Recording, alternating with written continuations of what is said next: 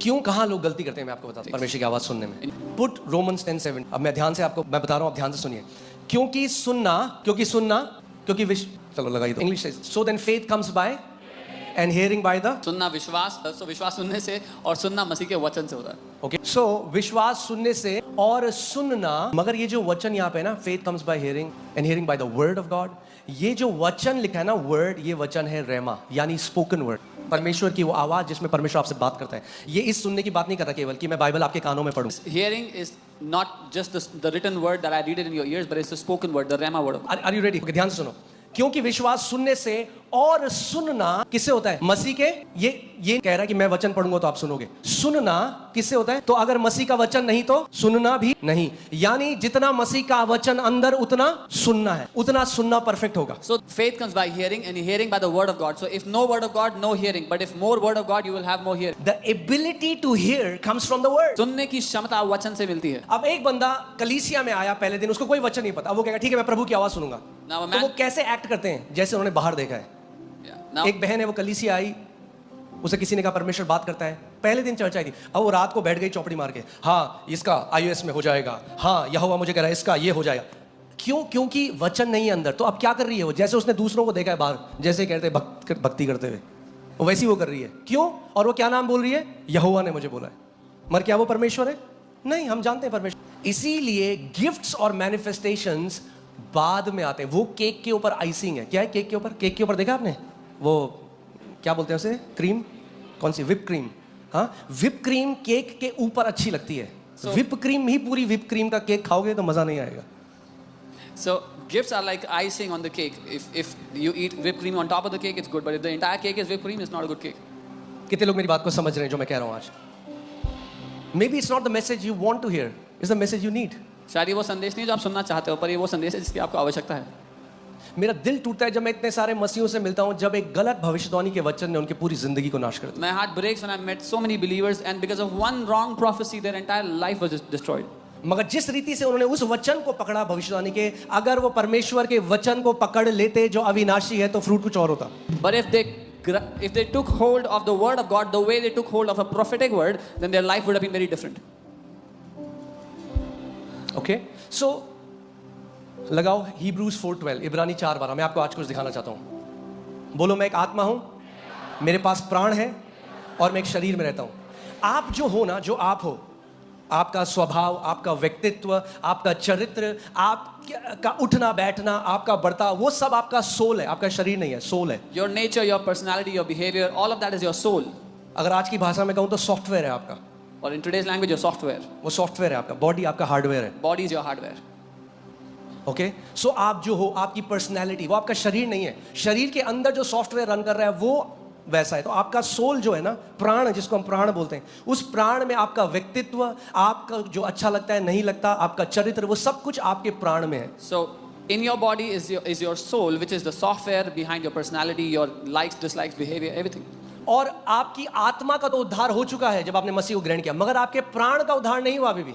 And your spirit was saved when you received Christ, but your soul has not yet been saved. इसीलिए जो नए मसीह एकदम नए आते हैं और वचन अंदर नहीं है, वो सुनते हैं परमेश्वर से जो वो सुनना चाहते हैं. So that is why new believers, when they come to the Lord, they only hear from God what they want to hear from God. क्योंकि परमेश्वर शरीर से आपके बात नहीं करता, परमेश्वर आपकी प्राण से बात नहीं करता. परमेश्वर किससे बात करता है? आपकी आत्मा से, क्योंकि वो एक आत्मा है. Because God does not speak to your body, not to your soul, but to your spirit, because God is a spirit. अब हर एक मनुष्य का जो प्राण और आत्मा है ना, वो ऐसा इंटरट्वाइंड है, एक डोरी की तरह एक और का. Now the soul and the spirit of people is intertwined, it's one. तो इसीलिए जब अंदर से उनको वो लगता है तो उनको नहीं पता मैं बोल रहा हूं या परमेश्वर बोल रहा है. Which is why when they feel something from within, they do not know whether it's me or God. कितने लोग सीखना चाहते हैं सटीकता से परमेश्वर की आवाज को सुनना? How many want to learn how to hear the voice of God correctly? Okay, कि आप एरर में नहीं जाओगे. So that you won't go into error.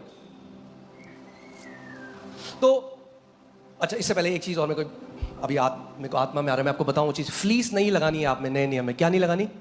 Fleece नहीं लगानी है. Don't put fleeces in the New Testament, in the New Covenant. क्या आपने पढ़ दिया गिदोन ने फ्लीस लगाई? फ्लीस लगाने का मतलब पता है, परमेश्वर अगर ये हो जाए तो मैं मान लूंगा ये तेरी इच्छा है, और अगर ये ना हो तो ये तेरी इच्छा नहीं है. बहुत बड़ी गलतियों में पड़ोगे अगर ऐसा करोगे नए नियम में तो। Fleece is like Gideon did.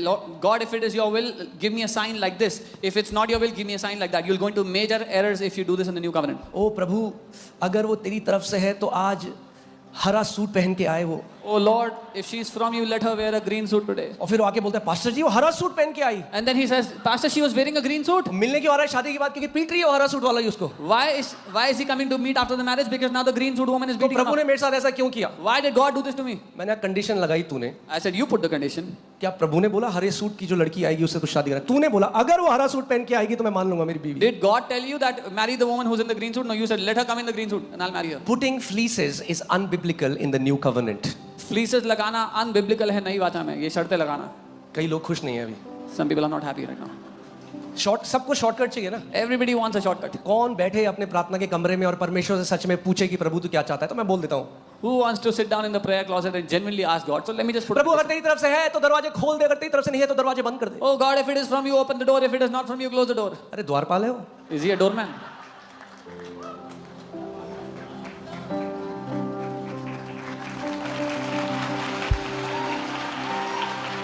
बैठो उसकी उपस्थिति में। Sit in his presence.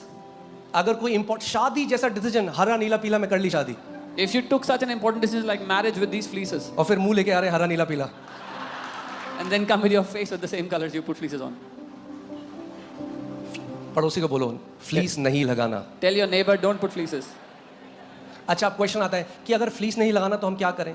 Then the question comes, if you don't put fleeces, what do we do? इसलिए नहीं लगाना। गिदोन ने क्यों लगाई पुराने नियम में? आपको क्यों नहीं लगानी? गिदोन ने इससे लगाई कि उसे सहायक पवित्र आत्मा नहीं दिया गया था।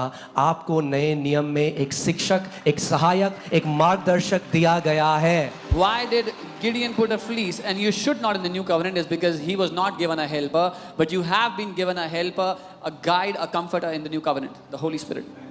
Okay? Many people have destroyed their life with a fleece. बहुत से लोगों ने जिंदगी नाश कर ली है फ्लीस के चक्कर में। Okay? चलिए वापस आते हैं। Let's come back. तो क्योंकि परमेश्वर का वचन जीवित और प्रबल और हर एक दो धारी तलवार से भी बहुत चोखा है, और मैंने आपको पिछले संडे भी बताया था दो धारी तलवार से चोखा क्या होता है? सर्जरी का चाकू। हाँ, मैंने आपको बताया था डॉक्टर ऐसे नहीं काटता शरीर को, वो छूता है केवल और स्किन कटती जाती है। A surgery knife is sharper than a two-edged sword. The doctor just touches the skin and it cuts open. मगर सर्जरी नाइफ की भी एक लिमिट है, वो बहुत अंदर नहीं जा सकता। मगर वचन कह रहा है कि जो वचन है ना, देखो क्या करता है, और प्राण और आत्मा को और गांठ गांठ और गूदा को अलग करता है। क्या करता है वचन? आपकी प्राण और आत्मा को क्या करता है? अलग करता है। अब मैं आपको एक बना के दिखाता हूं, मेरी ड्राइंग तो इतनी अच्छी नहीं है बट फिर भी। But what the word does is it separates your soul and your spirit, even the joints and the marrow. आप समझ लो, ठीक है?